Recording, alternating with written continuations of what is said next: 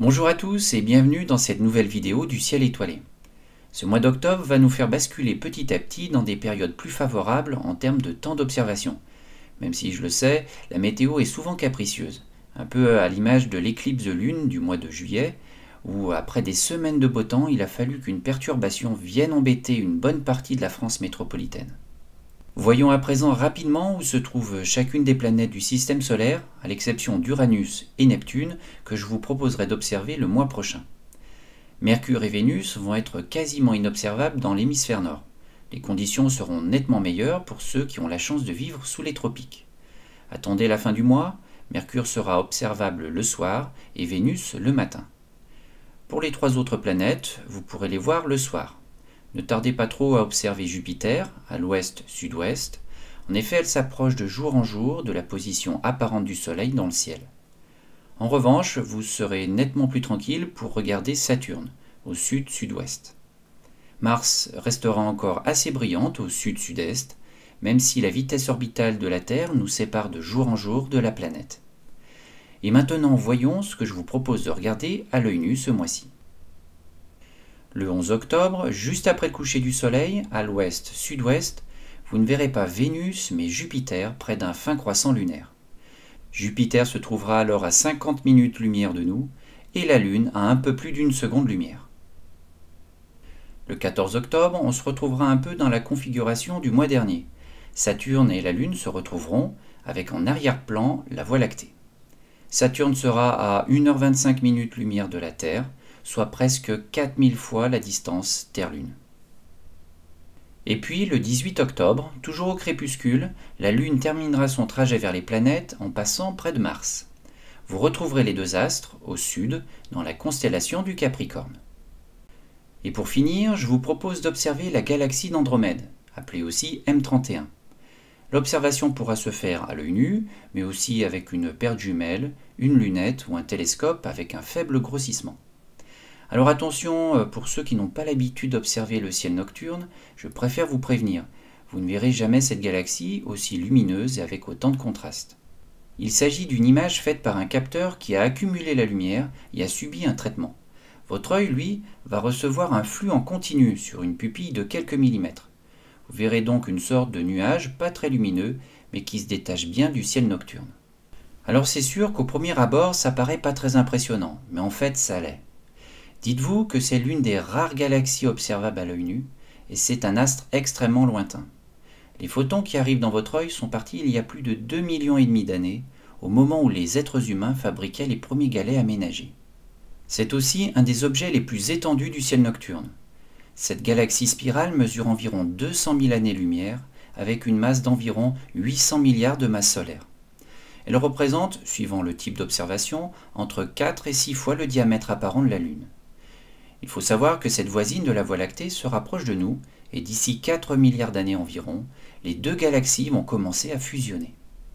La galaxie d'Andromède possède une vingtaine de galaxies satellites. Il y a notamment la galaxie elliptique M32, que l'on voit ici. Alors lorsqu'on parle d'elliptique, cela signifie tout simplement qu'elle a une forme en quelque sorte de ballon aplati. M32 aurait apparemment traversé la grande galaxie d'Andromède il y a plus de 200 millions d'années, ce qui aurait perturbé sa physionomie. Mais M32 n'est pas restée indemne de ce passage, puisqu'elle aurait perdu une bonne partie de sa masse au profit de l'immense galaxie d'Andromède. Vous avez aussi M110, c'est une galaxie elliptique naine, souvent bien visible sur les photos.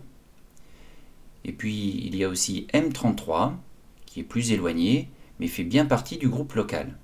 Elle compte à peu près 40 milliards d'étoiles, et vous la verrez plus en détail à la fin de la vidéo.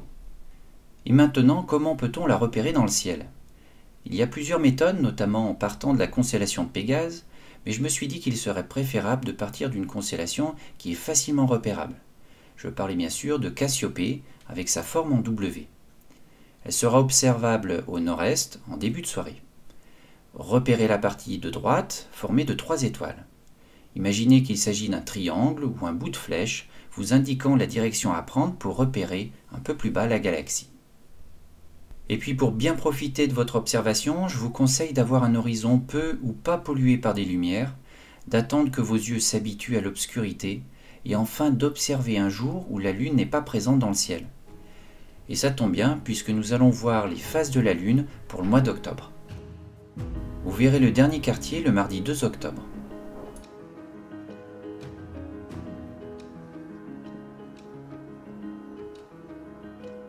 En revanche, vous ne verrez pas la nouvelle lune qui se déroulera le 9 octobre, par contre ce sera le moment de faire de belles observations.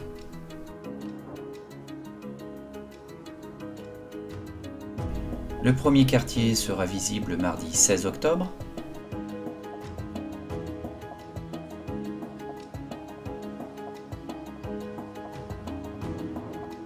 La pleine lune se fera en même temps que l'opposition d'Uranus, le mercredi 24 octobre.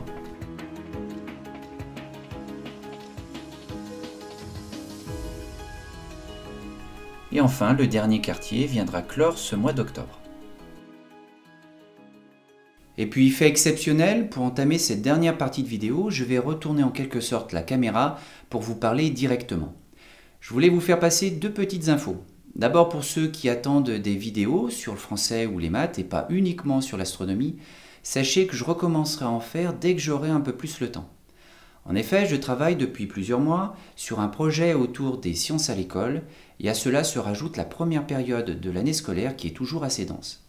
Donc pas d'inquiétude, elles reviendront de manière plus régulière dès que tout cela redeviendra plus calme. Et enfin, je voulais rappeler aux nouveaux abonnés que je propose sur Twitter un service pour n'oublier aucune date d'observation. Pour que vous puissiez recevoir un message quelques heures avant, il vous suffit de cliquer sur le lien à droite de la bannière et de vous abonner. Voilà, la vidéo touche à sa fin, je vous souhaite à tous un bon mois d'octobre et comme promis, on se quitte sur une belle image de la galaxie M33. À bientôt!